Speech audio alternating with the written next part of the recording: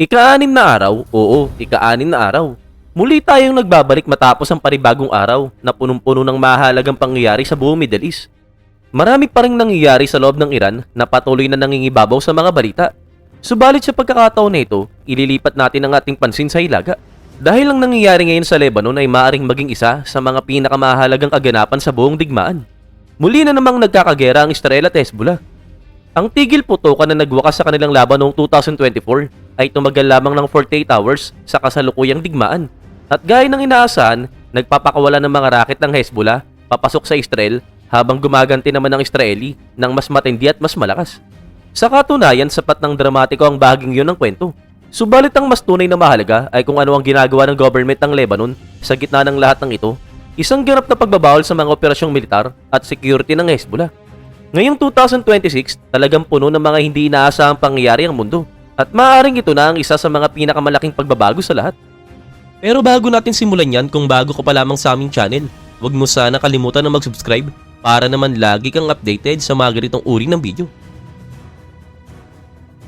The myth collapses. Sa loob ng halos 2 dekada, mayroong isang ideya na nangingibabaw sa halos lahat ng usapan tungkol sa balanse ng kapangyarihan sa Middle East. Kapag may umatake umano sa Iran at kapag sinabing sino man, kadalasan ay tumutukoy ito sa Estados Unidos o Israel at tiyak na maniningil ang Hezbollah. Sa loob ng maraming taon, ginamit ng Iran ang mga kalyado nito sa Baghdad at Damascus upang magpuslit ng mga raket at missile papuntang Lebanon para sa Hezbollah at ito talaga ay naging epektibo. Pagsapit ng 2024, nakabuo ang Hezbollah ng pinakamalaking imbakan ng armas ng isang non-state group sa kasaysayan na mayroong tinatayang 150,000 hanggang 200,000 raket at missile. Matagal lang matatagpuan ang mga pangunahing kuta ng Hezbollah sa timog ng Lebanon, lalo na sa mga lugar sa ibaba ng Litani River. Mula roon, ilang sandali lamang ang kailangan para makarating ang mga raket sa hilagang Israel, na nagbibigay ng napakaliit na oras sa mga Israeli missile defense system upang makita at pabagsakin ang mga ito. Kung makakapagpakawala sila ng libu-libong raket bawat araw sa halos walang katapusang panahon, halos imposibleng mahadlangan ng kahit anong missile defense system ang lahat ng ito. Hindi lamang haka-haka ang teorya na ito dahil may batayan din ito sa kasaysayan. Noong 2006, nakipagdigma ang Hezbollah laban sa military ng Israel sa isang labanan na maaring ilarawan bilang tabla. O sa pananaw ng marami sa Arab world, isang panalo para sa Hezbollah. Pumasok ang Israel sa digmaan na may malinaw na layunin, sirain ang kakayaang military ng Hezbollah at mabawi ang 2 sundalong Israeli na nabihag sa isang cross-border attack. Subalit matapos ang 34 days ng matinding pabobomba at ground operation, hindi nila nagawa ang alinman sa 2 layunin at hanggang sa mga huling oras ng digmaan, patuloy pa rin nagpapaputok ng raket ang Hezbollah papasok ng Israel. Ang leader ng grupo na si Hassan Nasrallah ay nagdeklara ng tinatawag niyang Divine Victory at kung tama man o hindi ang tawag na yun, malinaw na malakas ang naging epekto nito sa buong rehiyon. Daang-daang libong tao ang nagtipon sa Beirut upang ipakita ang suporta sa Hezbollah. Sa isang iglap, kinilala ang grupo bilang pangunahing resistance movement laban sa Israel. At ang imahe na yun, marahil higit pa sa kanilang mga raket, ang naging pundasyon ng lahat ng mga sumunod na mangyayari. Sa rurok ng kapangyarihan nito, halos kontrolado ng Hezbollah ang politika ng Lebanon na para bang isa itong estado sa loob ng isang estado. Naging mahalagang bahagi rin ito ng strategy ng Iran sa reyon dahil nagsilbi itong parang proteksyon o panangga sakaling subukan ng Washington o Jerusalem na umatake sa Iran. Sa mga sumunod na taon, ginamit ang Hezbollah ang relatibong katahimikan sa hangganan upang lalo pang palakasin ang kanilang kakayaang military sa tulong ng Iran. Dito nang galing ang napakalaking imbakan ng mga raket at missile na nabanggit natin kanina. Pagkatapos ang October 7 attack ng Hamas, nagbukas ang Hezbollah ng tinatawag nilang support front. Patuloy silang nagpapaputok ng raket at drone papasok sa hilagang Israel. At bagamat limitado ang mga pag-ataking ito, nagdulot pa rin ito ng paglikas ng mahigit 60,000 na sibilyan mula sa kanilang mga tahanan ng mahigit 1 taon. Subalit hindi ito umabot sa isang ganap na malawakang opensiba. Matagal at tiniis ng Israel ang sitwasyon na ito, subalit pagsapit ng taglagas ng 2024, hindi na kayang baliwalain ang epekto nito sa loob ng kanilang bansa. At dito na tayo dumating sa September 2024. Sa isang lihim na operasyon, pinasabog ng Israeli intelligence ang humigit kumulang 5,000 pager at daang-daang walkie-talkie na naipamahagi na sa mga member ng Hezbollah. Ang resulta, 42 katawang nakitil at halos 3,500 ang napinsalaan at tuluyang nasira ang malaking bahagi ng internal communication network ng grupo. Ang mga natira pang sistema ng communication ay tinignan na mayroong matinding pagdududa. Nang magsimulang sumabog ang mga pager, lumipat sila sa paggamit ng walkie-talkie. Subalit maya-maya lang, sumabog din ang mga yun. Ito pala ang naging unang bugso ng isang malawak na campaign ng Israel upang tuluyang alisin ang banta ng Hezbollah. Isang kampanya na kumilos ng mabilis at mas malupit kaysa sa inaasahan ng halos ng lahat. Si Hassan Nasrallah, ang leader na namuno sa grupo ng mahigit 3 dekada, ay nakitil sa loob lamang ng 1 buwan matapos ang pagsabog ng mga pager. Kasama niyang nawala ang malaking bahagi ng matataas sa leader ng Hezbollah, mga taong nakaligtas pa sa unang serye ng mga pag-atake. Sa kasagsagan ng digmaan, umabot lamang sa humigit kumulang 240 rocket bawat araw ang kayang ilunsad ng Hezbollah. Hindi ito malitad lang, subalit malayong-malayo ito sa mga kinatatakutang doomsday scenario na matagal nang iniisip ng mga Israeli military planners at sibilyan. Malaking dahilan ito ang pagbagsak ng kanilang pamunuan at communication system. Isipin mo na lang, matapos ang insidente ng mga sumasabog na pager, ang mga tao na nagde-decide at nagpaplano ng strategy ng grupo ay ang mga taong hindi pa nga itinuturing na sapat ang ranggo para magkaroon ng pager 1 linggo bago yun. Habang nagkakagulo ang kanilang organization at pilit na binubuo muli ang kanilang strategy, sinasamantala na ito ng Israel. Tinatayang 80% ng rocket stockpile ng Hezbollah ang nawasak at mahigit 85,000 armas ang nakumpiska sa tibok ng Lebanon. Pagsapit ng November, napilitan ng Hezbollah na pumirma sa isang ceasefire. Isang kasunduan na 6 na buwan lamang ang nakalipas ay talagang halos imposibleng mangyari. Kabilang sa mga kondisyon nito ang ganap na pag-atras ng Hezbollah mula sa mga lugar na kontrolado nila sa timog ng Litani River. May kasama ring liham mula sa Estados Unidos na kinikilala ang karapatan ng Israel na umatake muli kung lalabagin ang kasunduan. Maaring natapos na ang digmaan sa papel, subalit para sa mga citizen ng Lebanon na naiiwan upang harapin ang mga resulta nito, ang pinsala ay hindi lamang mula sa pag-atake ng Israel sa Hezbollah. A country trying to break free. Nang pumasok na ang 2026, ang marupok na balanse na nabuo matapos ang ceasefire ay mabilis na gumuo nang magsimula ang kampanya ng US at Israel, isang operasyon na nagresulta sa pagkakitil ni Iranian Supreme Leader na si Ali Khamenei sa mga unang yugto pa lamang ng mga pag-atake. Sa katunayan, matagal nang unti-unting nasisira ang ceasefire bago pa man yun mangyari. Hindi naman tuluyang tumigil ang Israel sa pag-atake sa loob ng Lebanon. Nagpatuloy sila sa pagpapatayo ng permanent military outpost sa Lebanese side ng border. At ayon mismo sa data ng ACLED, nakapagsagawa na sila ng humigit kumulang 1,600 strike sa loob lamang ng unang bahagi ng taon. Subalit ang simula ng Operation Epic Fury, tuluyan ang nawala ang ilusyon na may tigil putukan pa. Tandaan, ang buong pagkakakilanlan ng Hezbollah ay nakasentro sa pagharap at paglaban sa Israel, lalo na kung may mangyaring pag-atake laban sa Iran. Noong March 2, 2 araw lamang matapos magsimula ang mga airstrike, muling kumilos ang Hezbollah. Naglungsad sila ng rocket at drone attack laban sa isang Israeli missile defense site malapit sa Haifa. Ang unang ganitong pag-atake mula ng pirmahan ng ceasefire. Ipinakita ng Hezbollah ang pagkatake na ito bilang pagiganti sa pagkawala ni Khamenei at bilang malinaw na mensahe na patuloy pa rin silang nakatayo sa tabi ng Iran. Karamihan sa mga paparating na rocket ay na-intercept ng Israel at ang ilan sa nakalusot ay karamihan ay bumabagsak lamang sa mga bakanting lugar nang walang naitalang nakitil. Subalit taliwas ay inaasahan ng ilan na baka isang bigong pagkatake lamang ang magagawa ng isang huminang Hezbollah, hindi sila tumitigil sa pagpapaputok. Dosaya-dosaya ng mga unit ang tumarget sa Ramat David Air Base at sa Meron Air Operation Center. May mga rocket din na tumama sa Napavis at sa mga posisyon ng Golanites, partikular sa lugar ng Bain Baro. At pagsapit ng March 3, ginagamit na rin ng Hezbollah ang anti-tank guided missile laban sa mga Israeli Merkava tank malapit sa hangganan. Malinaw na bago magsimula ang labanan, alam ng lahat na malaki ang hinina ng Hezbollah kumpara sa lakas ito bago ang 2024. Subalit ipinakita rin ng mga pangyayaring ito na hindi pa sila tuluyang nawawala sa laban. Pagdating ng March 4, isang long-range strike ang umabot sa Tel Aviv kasabay ng mga rocket salvo mula sa Iran. 2 tao ang napinsalaan at ipinakita nito na ang mga pag-atake ay hindi lamang simbolik ang hakbang. Maaring napahina ang Hezbollah pero malinaw na hindi pa sila tapos. Ang tugon ng Israel ay dumating gaya ng inaasahan na may napakalaking puwersa.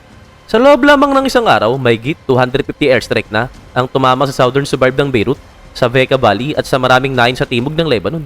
Tinarget ng mga pag-atake ang imbakan ng armas, rocket launch site, command centers, at communication infrastructure ng Hezbollah.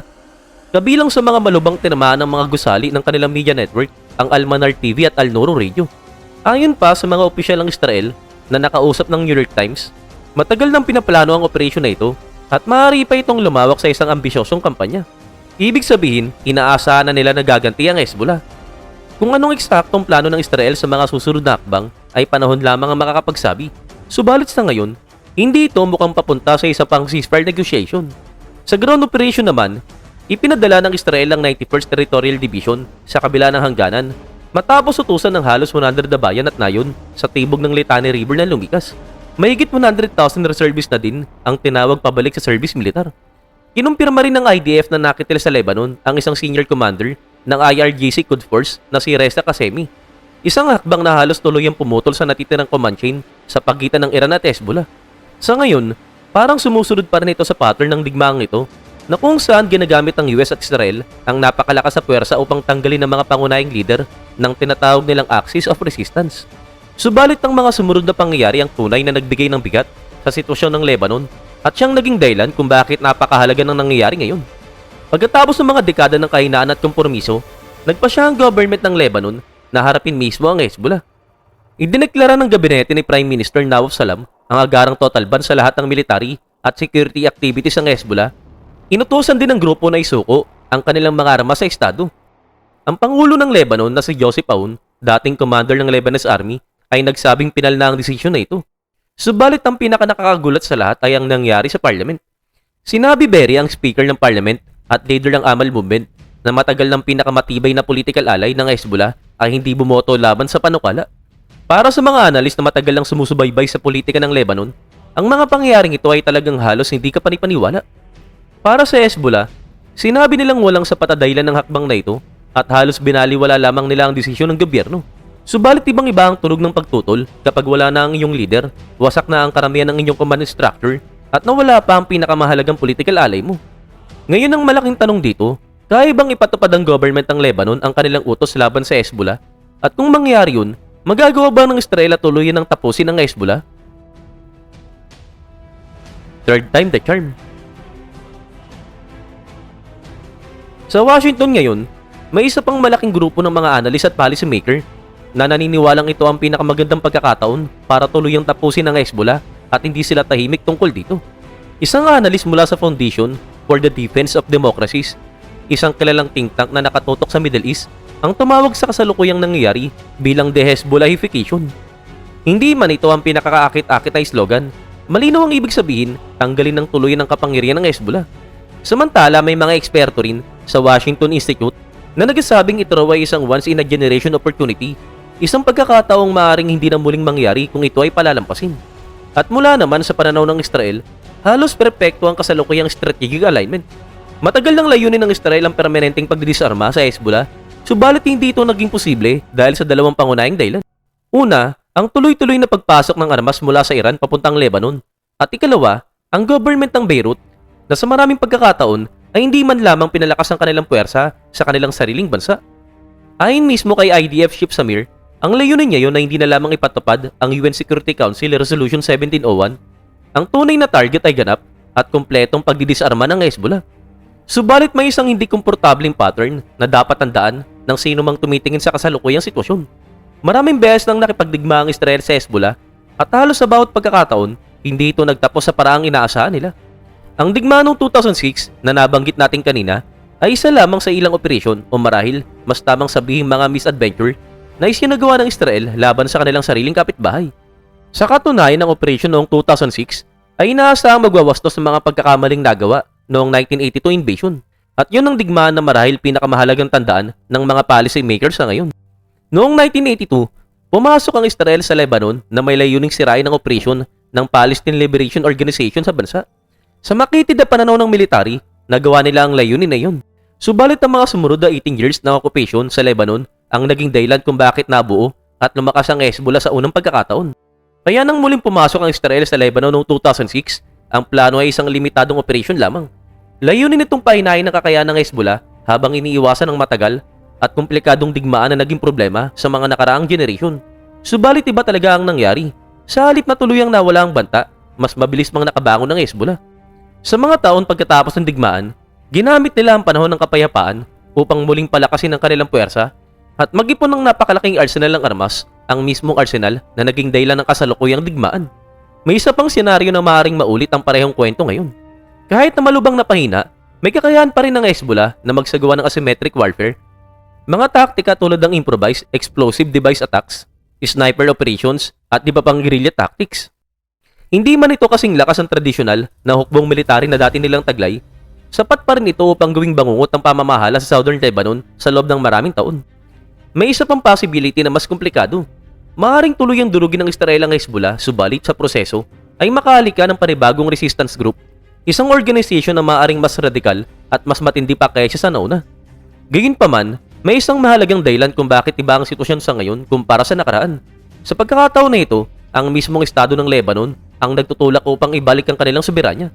Pinamumunuan ito ng isang pangulo na tila determinadong disarmahan ang lahat ng militanteng grupo sa kanyang teritoryo ng tuluyan. Malaking kaibahan ito sa mga nakaraang digmaan. Noong 1982, ang kaayusan ay ipinataw ng Israeli Occupation Force mula sa labas. Noong 2006, umaasa naman ang bansa sa international community na kulang sa tunay na credibility sa loob ng Lebanon. Ngayon ang pagbabago ay nagmumula mismo sa loob ng bansa. Matagal lang nabubuo ang ganitong pagnanais ng mga Lebanese at ngayong lumitaw na ito, mukhang hindi na ito basta mawawala. Sa simpleng salita, malaki ang naging kabayaran ng mga ordinaryong Lebanese sa presensya ng Hezbollah sa loob ng maraming taon. Isang malino na halimbawa dito ang Beirut port explosion noong 2020, isang trahedya na kumitil sa higit 200 katao at sumira sa malaking bahagi ng lungsod. Ang port na yun ay nasa kontrol ng Hezbollah at kalaunan ay ginamit pa umano ang kanilang impluwensya at politika upang hadlangan o itago ang anumang posibleng pananagutan nila sa insidente. Habang nangyayari yun, patuloy namang bumagsak ang halaga ng Lebanese currency at umabot sa halos 70% ng population ang napunta sa ilalim ng poverty line. Para sa maraming Lebanese, kahit nayaong mga dating tumanggap sa armadong presensya ng Hezbollah bilang isang necessary evil, ang pagsabog sa port at ang mga sumunod na pangyayari ay nagbukas sa mata ng marami sa tunay na kahulugan ng isang state within the state. Mas lalo pa itong naging malinaw noong 2024 war. Ang digmaan na yun ay nagdulot ng malawakang pagkasira sa buong Lebanon, kabilang na ang mismong kabisera. Mahigit 1 milyong tao ang napilitang lumikas sa kanilang mga tahanan, at lahat ng ito ay nangyari dahil isang paramilitary group na hindi kontrolado ng government ang nagpasya na magbukas ng panibagong front laban sa Israel bilang suporta sa Iran. Sa puntong yon, hindi na Hezbollah ang grupong lumalaban sa isang dayuhang mananakop. Sa halip sila na mismo ang naging puwersang nagdadala ng digmaan sa bansa, kahit hindi yun gusto ng karamihan sa mga citizen. Pagsapit ng kalagitnaan ng 2025, ipinakita ng mga survey na halos 86% ng mga Lebanese ang tutol sa direktang pakikidigma laban sa Israel bilang suporta sa Palestine. Ayon pa sa mga survey, 79% ng mga Lebanese ang naniniwala na ang hukbo lamang ng bansa ang dapat may hawak ng armas. Samantala, ang tiwala sa Lebanese Armed Force ay umabot pa sa 94% kahit pa sa loob ng Shia community na dating malakas ang suporta sa Hezbollah. Pagsapit ng April noong nakaraang taon, mahigit kalahati ng population ang may negatibong pananaw sa Iran at halos 1/5 ng mga Lebanese ang lantaran ng nagsabing mali ang pagkakasangkot ng Hezbollah sa mga regional conflicts. Subalit ang tanong, magiging sapat ba ang lahat ng ito upang tuluyang mabuwag ang Hezbollah? Sa ngayon talaga wala pang malinaw na kasagutan. Isa sa mga pangunahing dahilan ay ang katotohanan na ang Lebanese Armed Force ang inaasahang magpapatupad ng pagbabawal laban sa Hezbollah, isang tungkulin na sa kasalukuyan ay hindi pa talaga nila kayang gampanan ng buo. Sa papel, may humigit mulang 80,000 sundalo ang hukbong sa datahan ng Lebanon. Hindi man ito napakalaki, sapat na sana ito sa ilang sitwasyon. Pero yun ay nasa papel lamang. Sa reality, dahil sa pagbagsak ng halaga ng Lebanese currency, ang sahod ng maraming sundalo ay bumaba sa halos $50 hanggang $100 kada buwan. At dahil dito, maraming sundalo ang napilitang maghanap ng pangalawang trabaho para lamang mabuhay. Bukod pa rito, kulang sila sa heavy armor, precision weapons at wala silang fighter jets. At kung iisipin mo, kung ang mga sundalo ay binabayaran ng halos pang mahirap na sahod, habang kinakaharap nila ang isang organisasyon na may sariling banking network at tinatayang 18 billion cash economy, malamang ay maintindihan mo kung gaano kahirap ang sitwasyon. At kahit pa sabihin natin ay magtagumpay ang hukbo na ipatupad ang pagbabawal, malalim na ang ugat ng Hezbollah sa loob ng lipunan ng Lebanon. Pinapatakbo nila ang mga paaralan, ospital at social services na inaasahan ng milyong-milyong Shia citizen. Lalo na sa isang bansa na kung saan ang government mismo ay hindi kayang magbigay ng sapat na serbisyo sa mga citizen. Gayunpaman sa kabila ng lahat ng ito, may ilang bagay na pabor ngayon sa Lebanon, mga bagay na matagal na nilang hindi nararanasan. Una, may government na talagang gustong bawiin ang kontrol sa bansa. Ikalawa, may mga citizen na humihiling na gawin yun ng kanilang pamahalaan. At ikatlo, may regional environment na tila sumusuporta sa akbang na ito. Para sa isang bansa na sa loob ng mahigit 2 dekada, ay nakitang isang paramilitary group na halos nagpapatakbo ng sarili nitong foreign policy mula sa loob ng estado. Ang katotohanan ng pinag-uusapan na ngayon ng possibility ng pagtatapos ng kapangyarihan ng Hezbollah ay isang napakalaking pagbabago. Maaring hindi pa ito tunay na katapusan ng Hezbollah, subalit gaya ng sinasabi ng isang lumang kasabihan, maaaring ito na ang simula ng kanilang wakas.